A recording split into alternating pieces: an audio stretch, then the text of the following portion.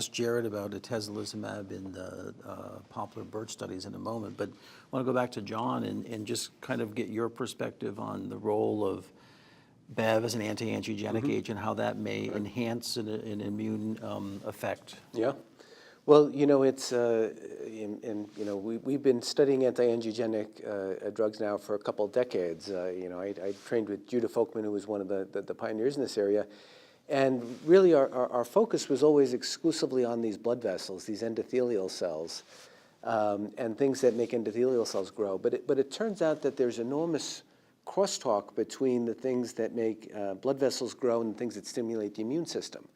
You know, so the target that we go after the most for anti-angiogenic therapy is VEGF. But VEGF is actually known to be an immunosuppressive factor, and it plays a role in stimulating dendritic cells, and it drives an immunosuppressive environment. So this always has raised the question now, is it possible that some of the benefit we were seeing from drugs like bevacizumab wasn't only from an anti-angiogenic effect, but possibly from altering the immune microenvironment and stimulating the immune system? And in melanoma, for example, as Howard mentioned, BRAF inhibitors modulate the immune environment. Part of the way they do that is when you inhibit BRAF, it lowers VEGF levels. So work from Patrick Hu and his group has shown this. So the notion of bringing together bevacizumab and atezolizumab or VEGF inhibitors and immunotherapy, I think is a very appealing one. And there's one other reason it's appealing. We know that VEGF inhibitors, that tumors become resistant to them eventually. And our group and others have looked at what goes up when tumors become resistant to VEGF inhibitors. And at the top of the list have been cytokines and other factors that drive myeloid cells, myeloid-derived suppressor cells, and other immune cells. So in other words, immune infiltration may be one of the things that leads tumors to be resistant to VEGF inhibitors.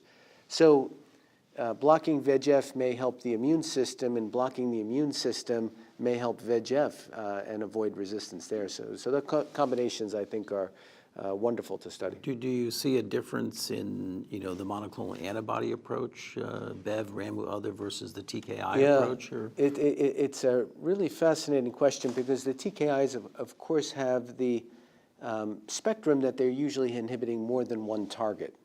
And sunitinib is a great example of a drug that's fairly dirty. And we've had arguments for a long time is, you know, is it a negative thing to hit a lot of targets, in which case you call it dirty, or is it a good thing and you call it multi-targeted? So it's a matter of perspective. It is here.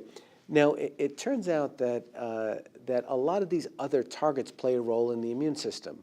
So sunitinib, for example, hits the CSF1 receptor, which helps regulate myeloid cells. It hits the KIT receptor and the PDGF receptors, which both play a role in myeloid development. So it's been known for some time that when you take drugs like sunitinib, you get a drop in myeloid cells, and that this may, you know, provide benefit as well.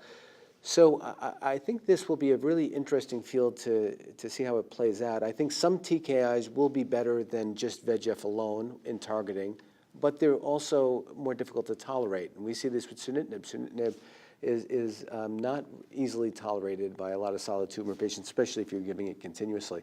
So, you know, wait and see. I think that TKIs could end up being more effective, but bevacizumab is a cleaner drug and certainly a logical starting place. Well, the TKI paradigm is being tested with avelumab in renal cell. Right, with afitinib, and yes, for exactly the same reasons. Yeah. But if you take a look at bevacizumab, it's better tolerated, so it's easier to go together. They play better in the sandbox, so to speak. Yeah. You know, following on this, there are a lot of things we don't know about the drugs we've been giving for years.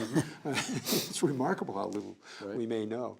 Gemcitabine, you know, is effective against, you know, MDSCs, and so we're just learning that now. I treat germ cell tumors, and we know that you can have, you know, primary tumors that you know, regress. They're infiltrated with lymphocytes, and we give them chemotherapy and they're cured. But one of the things we see is thymic hyperplasia after chemotherapy, very, very common. So I think there may be a lot of interactions that we simply don't know, but actually may be great strategies as we move forward and we look at combining.